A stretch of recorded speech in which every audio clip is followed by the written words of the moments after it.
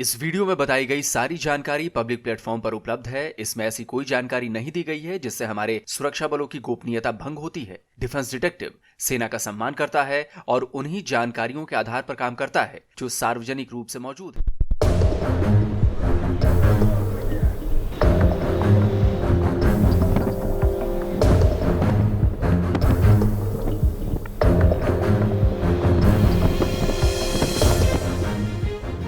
दोस्तों, इस मिसाइल के टेस्ट ने पूरे यूरोप में खलबली मचा दी है।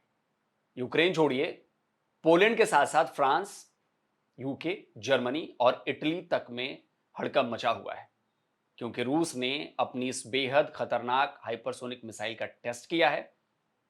और वो भी कहां किया है? वो किया है नाटो अलायंस देशों की सीमा के बिल्कुल पास में। इस मिसाइल का नाम है जिरकॉन। यह हाइपरसोनिक मिसाइल केवल रूस की नहीं बल्कि दुनिया की सबसे घातक मिसाइलों में से एक है। अमेरिका इस मिसाइल को SSN-33 कहता है, यानी कि SSN-33। बेसिकली एक anti ship hypersonic cruise missile है। इसमें स्क्रैमजेट लिक्विड इंजन लगा है। इसका फ्लाइट एल्टीट्यूड 28 से 30 किलोमीटर तक है, जबकि रेंज 1000 किलोमीटर की है। इसकी मैक्सिमम स्पीड 9 मैक की है। इस मिसाइल को सबमरीन और नेवल शिप से लॉन्च किया जा सकता है। रूस ने इस मिसाइल का टेस्ट बैरेंट्स सी में किया है। वैसे जिस जगह यह मिसाइल टेस्ट किया गया है वो तो है रूस के इलाके में, लेकिन वो नाटो अलायंस, फिनलैंड, नॉर्वे और स्वीडन, ये तीनों देशों की बॉर्डर के बिल्कुल पास में। असल में रूस ने इस मिसाइल का टेस्ट कर नाटो को सीधी चेतावनी दी है कि अगर उसने किसी भी तरीके से यूक्रेन युद्ध में दखल देने की कोशिश की तो अंजाम बहुत बुरा होगा। असल में 11 सितंबर को पोलैंड और रोमानिया के कई इलाकों में ड्रोन अटैक्स की खबरें आई थी। पोलैंड के बेलारूस की तरफ से लगने वाले बॉर्डर की तरफ रिहायशी बस्तियों में भी ये ड्रोन गिरे थे। कई घरों को नुकसान पहुंचा था। पोलैंड ने दावा किया था कि उसने कई ड्रोन्स को मार गिराया है, यानी कि इंटरसेप्ट किया है। और यह भी दावा किया गया कि ड्रोन अटैक रूस ने किए हैं। हालांकि रूस ने इससे इनकार किया है। पर इस ड्रोन अटैक के बाद नाटो रीजन में पूरी तरह से एक्टिव हो गया है।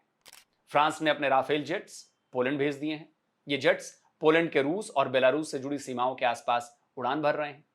यूनाइटेड किंगडम के यूरो फाइटर्स भी पोलैंड पहुंच चुके हैं। वहीं पोलैंड ने भी अपनी सेना बेलारूस और रूस की सीमा पर भेज दी है।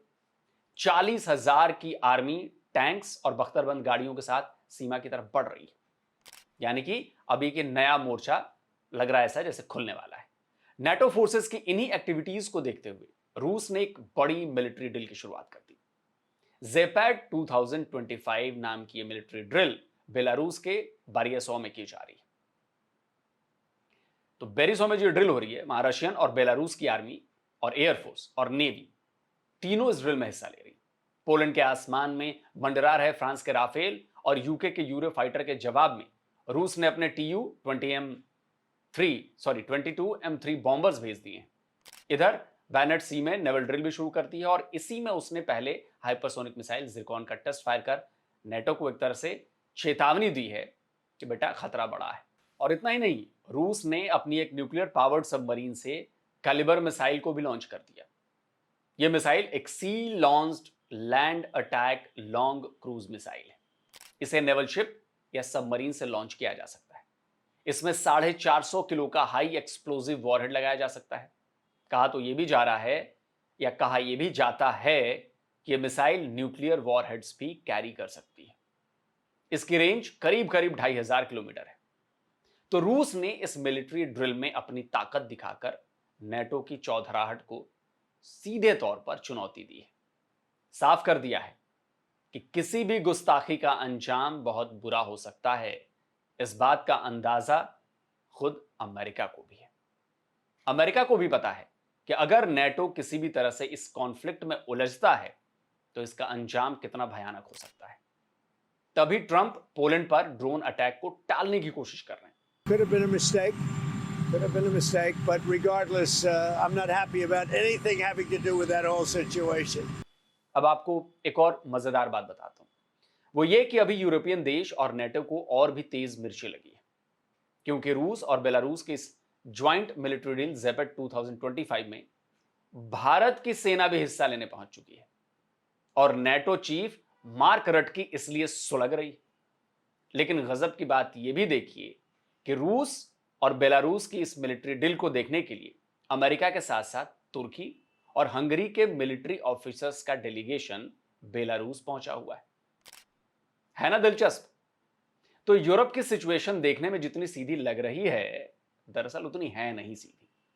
अमेरिका का अलग गेम चल रहा है और यूरोप का अलग गेम चल रहा है, और इन सब से हटकर रूस का जो जियोपॉलिटिकल गेम है वो कुछ अलग ही लेवल पर चल रहा है।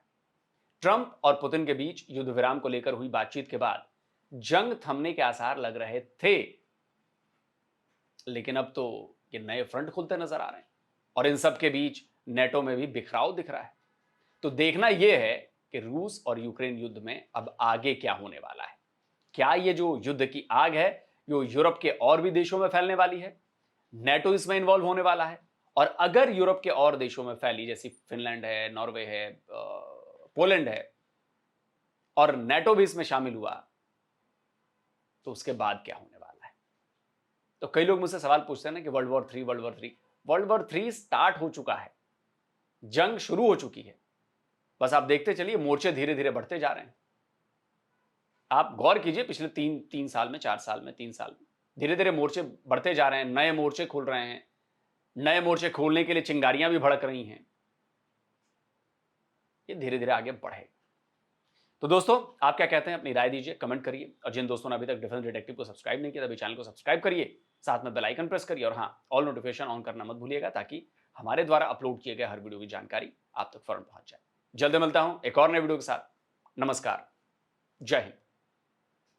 तो अगर आप चाहते हैं मुझसे बात करना, मुझसे कोई सवाल पूछना, तो फैन कॉल पर आप मुझसे कनेक्ट हो सकते हैं। फैन कॉल में ये सुविधा है कि आप अपने हिसाब से वहां पर जाकर टाइम स्लॉट बुक कर सकते हैं कि आपको फलाने दिन मुझसे बात करनी है, फलाने टाइम पे मुझसे बात करनी है। लेकिन ये भी बता दूं कि ये पेड सर्विस है,